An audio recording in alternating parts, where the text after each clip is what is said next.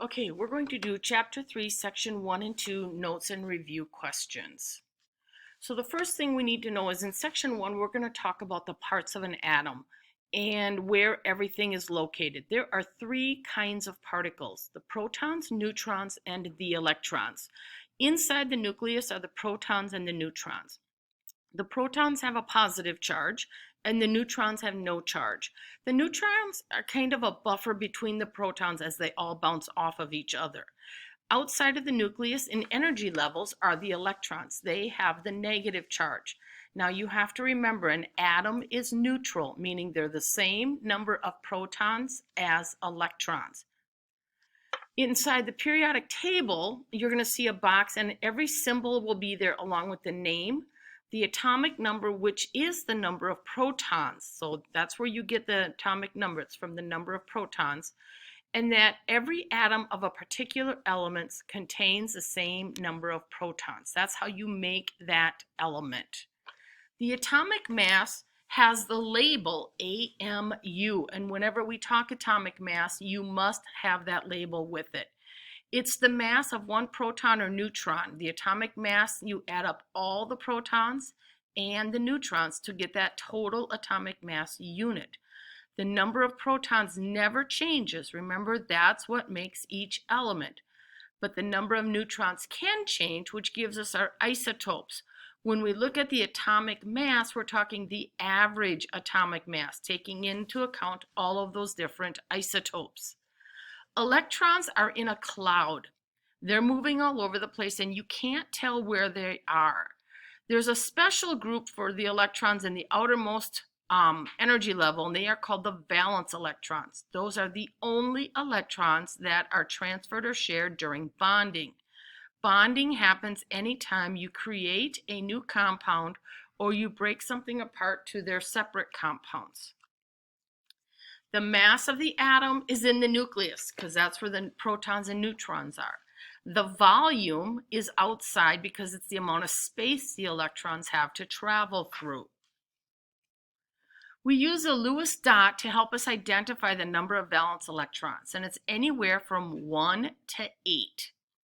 When you have 8, that means you have your full amount of valence electrons, and you're going to be in the noble gas group.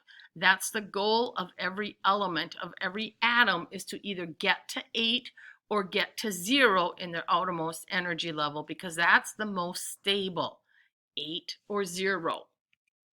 Okay, in section 2, we're talking about how the periodic table is outlined. By 1830, only 55 elements had been discovered. Dmitri Mendeleev discovered a pattern while he was putting out cards on his front table where his students would come and when he would discuss things during college. He noted properties about melting point, boiling point, density, color, how they reacted with certain things like oxygen or water. And as he realized this pattern, he started to label them and set them in certain groupings. He is known as the father of the periodic table. When he designed the periodic table, he based it on the reactivity of the elements. Remember, that's based on their number of valence electrons, and by their atomic mass. Well, while he was doing that, there were a couple errors. Now, your book does not talk about it, but the modern periodic table, the one we use now, is arranged by atomic number. That credit is given to Moseley. He realized there were a few errors in the periodic table by Mendeleev when they moved things by atomic mass.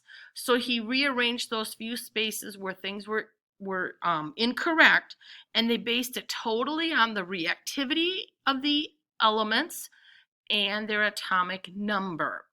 You need to know the different types of periodic tables. Mendeleev's is based on atomic mass and reactivity.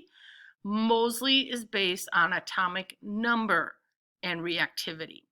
Remember, the definition of a period is a regular repeated pattern. So when you look at the periodic table, all of the group 1 elements have 1 valence electron and they're very reactive. All of the group 18 elements have 8 valence electrons and they do not react at all. So the reactivity changes. If you look at the left side of the periodic table, it's all metals. On the right side are the non-metals. So the reactive metals are on the left. The reactivity goes down until you get to more stable metals in the middle. And then on the right side, you start with stable non-metals going out to reactive non-metals to group 18, where nothing reacts at all. So when you look inside a square in the periodic table, you'll always see the atomic number, the number of protons, the atomic mass, which is the number of protons and neutrons, the symbol, and the name. Anything else in there is a specialty, and some periodic tables will carry it, some will not. When we look at the different groups, vertical columns are known as groups or families, and they're going to have similar characteristics or properties based on their number of valence electrons. There are some key groupings. Group 1 reacts violently with water. Group 11 reacts slowly or not at all. 17 react violently with group 1 elements. Group 17 are nonmetals. Group 1 are metals. And group 18 rarely reacts at all. When you look across horizontally, those are called periods. And the reactivity changes. We have 7 periods in our table. The first period has 2 elements. That's hydrogen and helium. So there are only 2 electrons in that first energy level. 2 and 3 have 8 elements, and their outermost energy level will have 8 electrons. 4 and 5 have 18 elements because there's some inner energy levels that get added, and 6 and 7 have 32. Part of their groupings are down below in the 2 rows all off on their own, the lanthanides and actinides. We won't worry about them too much. All right, the periodic table works because it's based on the structure of the atom, especially the valence electron. This is a Lewis dot showing the groups that follow the pattern of 1, 2, 3, 4, 5, 6, 7, or all 8 valence electrons.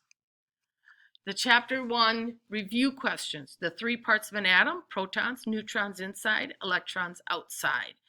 The electrical charge on an atom is neutral because the number of electrons equals the number of protons. Question 3, during the formation of chemical bonds, valence electrons are transferred or shared. Question 4, electrons make up the volume that's out in the space, and then they have less mass than protons and neutrons. And then the information you can get from the electron diagram is a symbol and the number of valence electrons. That's it, nothing else from the Lewis dot electron diagram. Section 2 review questions. Mendeleev organized the elements in the periodic table by mass and similar properties. How reactive were they? In each square, you can identify the atomic mass, atomic number, name, and symbol. That's it. Elements in a group have similar properties because they have the same number of valence electrons. And then their question for number 4, elements A and B are likely to have the same properties because they are in the same group.